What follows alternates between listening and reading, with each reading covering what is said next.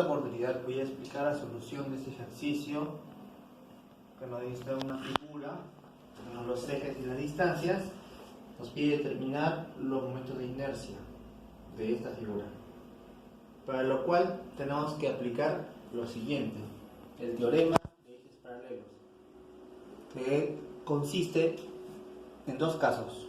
Cuando la figura está en contacto con los ejes, se aplica directamente estas fórmulas que son para determinar los momentos de inercia con respecto al eje X y al eje Y. ¿Por qué? Porque vemos que estos ejes coinciden con los ejes centroidales de la figura. ¿Listo? Por eso. Ahora, cuando la figura no está en contacto con los ejes, que vamos a aplicar que el momento de inercia con respecto al eje X va a ser igual a la suma del momento de inercia centroidal, que es aplicando la fórmula de acá arriba, pero hay que sumarle eso a la área más la distancia hacia el otro eje al cuadrado. Vemos que para el momento de inercia con respecto al eje X es la distancia Y, y para el momento de inercia con respecto al eje Y es la distancia X. Volvemos a la figura. Entonces, como toda la figura no se puede analizar así en total, vamos a dividirlo para poder analizar en partes y al final vamos a hacer la suma respectiva del momento de inercia. Entonces podemos hacerlo de varias formas, una de ellas es la siguiente. Vamos a dividir aquí y aquí también, con lo cual tenemos tres rectángulos: rectángulo A, rectángulo B y rectángulo C. ¿Listo? Entonces este punto A, este punto negro que está aquí viene a ser el centro de este rectángulo, justo coincide con los ejes centroidales, por lo cual vamos a aplicar el primer caso, porque esta figura está en contacto con los ejes. Pero en cambio, estas dos otras figuras que hemos subdividido, tenemos su centro está aquí, por lo tanto sus ejes centroidales pasarían por aquí, y de esta misma forma acá. Entonces vamos a poner las distancias. ¿Listo? Primero, este rectángulo, como toda esta parte mide 400 menos 100, esta parte vendría a medir ¿cuánto? Muy bien, 300. ¿Listo? Sería la altura y esta sería la base, 100. Para el rectángulo grande tenemos que acá es 500 y acá es 100, por lo tanto la base vendría a ser 600. De igual forma, las dimensiones de este rectángulo son las mismas que estas. Ustedes, la base 100 y la altura 400 menos 100 también sería 300. Vamos a hallar de paso las distancias ya de los centros con los ejes para hallar directamente ahí. Entonces vemos ustedes que este eje de aquí, ¿cierto? ¿Cuánto tiene distancia con este otro?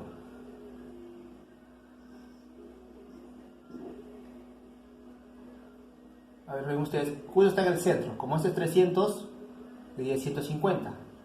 Más, acá también está en el centro, como este es 100, sería 50. 150 más 50, debe ser 200. Igual forma, como está en el centro, esta distancia es 50. Como vemos acá, esto es 600, la mitad es 300. Menos, perdón, es 300, ¿cierto? Entonces totalmente es 300. Y como acá es 50, sería 300 menos 50. Y esta distancia tendría acá a ser 250. Igual forma en este otro rectángulo. Es lo mismo. De aquí a aquí tendría que ser 200. Y de aquí a aquí 250. Listo. Ya tenemos todas las distancias. Vamos a aplicar directamente la solución. Entonces, para la figura A, como está ecuadado con los ejes centroidales que nos piden en el problema, como ustedes X y Y, vamos a aplicar el primer caso directamente. Entonces, el momento de inercia con respecto al eje X va a ser la base del rectángulo es 600 por la altura. La altura es 100 al cubo sobre 12. Y con respecto al eje Y va a ser opuesto, ¿no? Primero la altura. ¿Cuánto era? 100 por la base. 600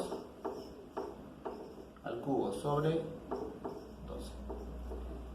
Entonces, resolviendo, y como vamos a hacer después la suma, vamos a dejarlo en función de un 10 a la 9.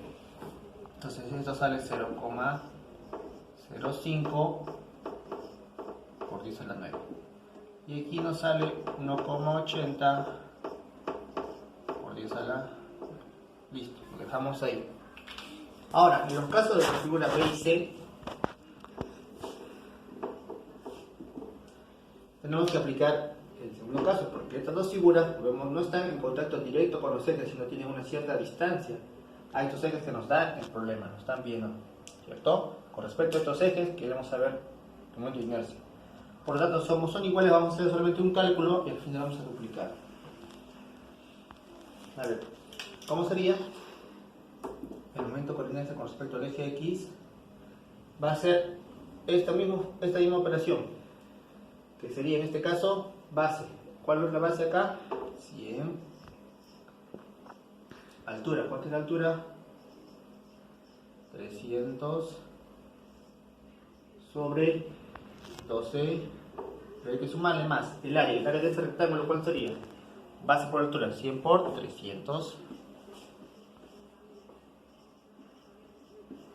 Y la distancia, ¿cuánto es la distancia de Y? ¿Cuánto es de Y? ¿Cuánto hay de cuál es el de Y? Es 200. ¿Listo? 200. Y con respecto al eje Y, va a ser igual, ¿no? La misma, para el eje de Y es altura. Altura en este caso es 300 por base sobre 12. Y lo sumamos, el área va a ser la misma. ¿Qué va a cambiar? La distancia. ¿La distancia cuánto es? En este caso de X, ¿no? De estos dos ejes, los ejes es 250. Ahora falta agregar acá que era al cuadrado. En ambos casos, resolviendo las dos fórmulas, ¿no? Que hay que simplificar, sumar, dividir, restar. Tenemos que el primero nos sale 1,425 por 10 a la 9 y el segundo nos sale 1,90 por 10 a la 9. Listo. Ahora, para dar la respuesta, vamos a hacer la suma. ¿Cuánto es y de X? En general, hay que sumar 0,05 10 a la 9 más, vemos que en este caso son 2. Como hemos hecho un cálculo para uno, 2 veces el momento de inercia del triángulo B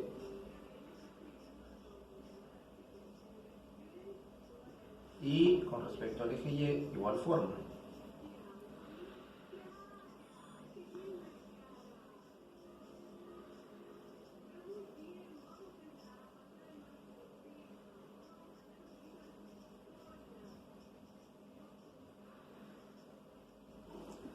Listo.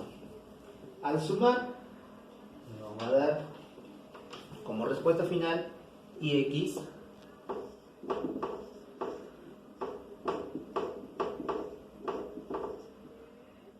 y Y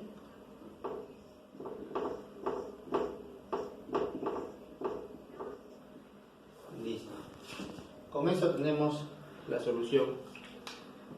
Podríamos colocar aquí ya las respuestas. Y X vendría a ser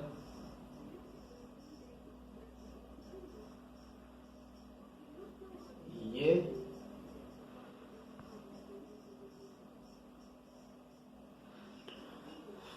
Hemos solucionado este problema de momento de inercia. Muchas gracias.